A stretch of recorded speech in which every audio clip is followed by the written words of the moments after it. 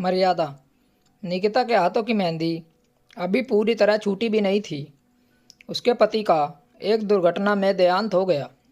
उसके हाथों की चूड़ियाँ उतार दी गई थी और जिस दिन शमशान से लौटी उसी दिन सास पुष्पा जी ने अलमारी खोलकर उसके रंगीन सूट अलग कर दिए थे और सफ़ेद सूट बिस्तर पर पटकते हुए बोली थी, अब यही पहनेगी तू, हमारे घर की विधवा बहू ऐसे ही रहेगी। निकिता ने उस वक्त कुछ नहीं कहा था क्योंकि सामने उसके पति की फ़ोटो रखी थी और घर में आने जाने वालों का तांता लगा हुआ था। लेकिन अंदर ही अंदर उसका सीना जल रहा था कि क्या सच में उसकी उम्र ख़त्म हो गई है, सिर्फ इसलिए कि उसका पति नहीं रहा। 13वीं के बाद घर जैसे अचानक बदल गया था।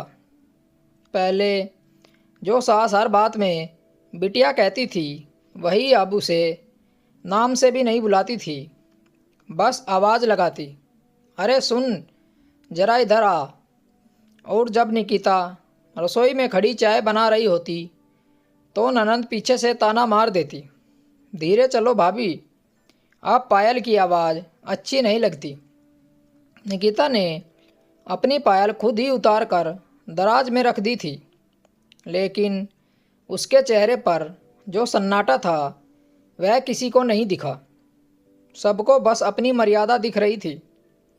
एक सुबह जब उसने हल्का सा क्रीम कलर का सूट पहन लिया क्योंकि सफ़ेद सूट धुलने गया था, तो पुष्पा जी ने देखते ही भारी आवाज़ में कहा, किसके लिए सजी है, अभी तो 3 महीने भी नहीं हुए और रंगीन कपड़े।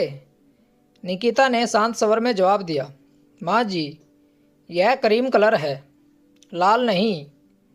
पुष्पा जी ने घूरते हुए कहा, हमको रंग समझ में नहीं आता क्या, विधवा बहू ऐसे नहीं रहती।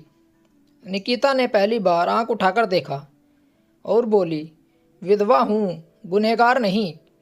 कमरे में एकदम से सन्नाटा छा गया, लेकिन बात वहीं ख़त्म नहीं हुई थी। वो तो बस शुरुआत थी अत्याचार की। देवर विनोद बाहर से आया और जूते उतारते हुए बोला, भाभी अब जरा ध्यान रखा करो, मोहल्ले में लोग बातें बनाते हैं। निकिता ने पलटकर पूछा, कौन सी बातें? विनोद हकलाया, अरे मतलब ऐसे हंसना, फ़ोन पर बात करना अच्छा नहीं लगता।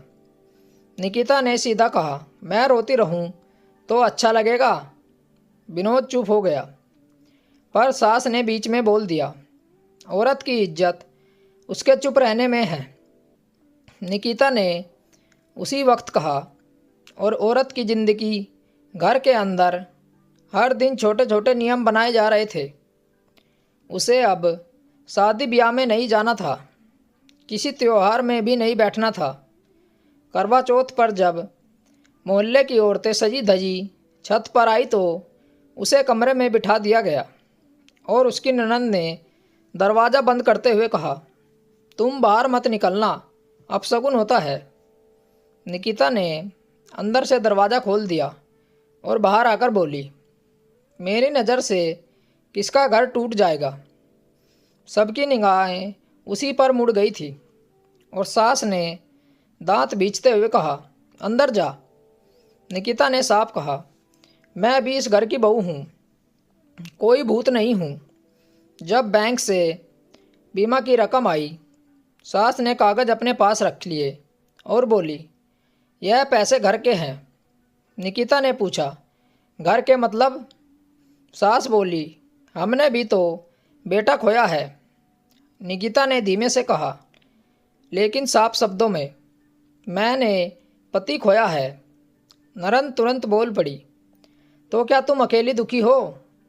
निकिता की आवाज़ पहली बार तेज हुई, दुख बांटने से कम होता है, अधिकार छीनने से नहीं। कुछ दिनों बाद निकिता के पास के स्कूल में नौकरी के लिए फार्म भर दिया।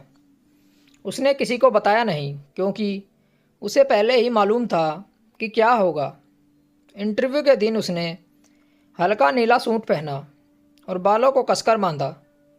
पुष्पा जी ने देखते ही पूछा, कहाँ जा रही है? निकिता ने सीधा जवाब दिया, इंटरव्यू देने। सास की आंखें फैल गई। किससे पूछकर? निकिता बोली, रोटी कमाने के लिए इजाज़त नहीं ली जाती। विनोद गुस्से में बोला, हम जिंदा हैं अभी। निकिता ने उसकी तरफ देखकर कहा, हाँ, पर मेरा भविष्य भी जिंदा है। उस दिन घर में तूफान आ गया था। ननन चिल्लाएगी, लोग क्या कहेंगे? पति को गए कितना वक्त हुआ है? और नौकरी? निकिता ने साफ कहा, लोगों ने मेरा खर्चा उठाया है। सास पुष्पा जी ने आखिरी वार किया, विधवा औरत घर में शोभा देती है, बाहर नहीं। निकिता ने सीधा जवाब दिया, मैं शोभा की चीज़ नहीं हूँ माँ जी। इंटरव्यू से लौटकर जब उसने बताया कि उसे नौकरी मिल गई है तो घर में जैसे किसी ने बारूद जला दिया हो। सास पुष्पा जी ने थाली जोर से रखी और बोली, इस घर की बहू नौकरी नहीं करेगी।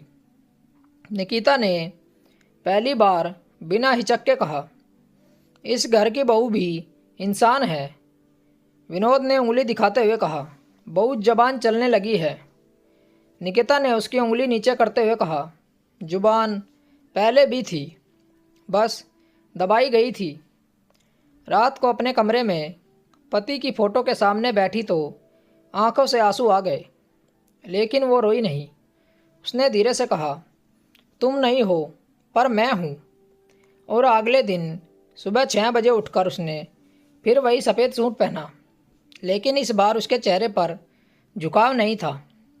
सास पुष्पा जी ने पूछा, फैसला बदल लिया? निकिता ने शांत स्वर में कहा, नहीं, आज ज्वाइनिंग है।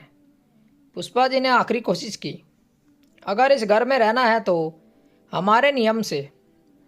निकिता दरवाजे पर रुककर मुड़ी और बोली, अगर इस घर में रहना है तो मुझे जीने दो।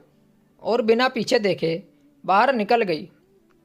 घर के आंगन में खड़ी ननंद ने दांत पीसते हुए कहा, देख लेना माँ, यह एक दिन हमारी नाक कटवाएगी।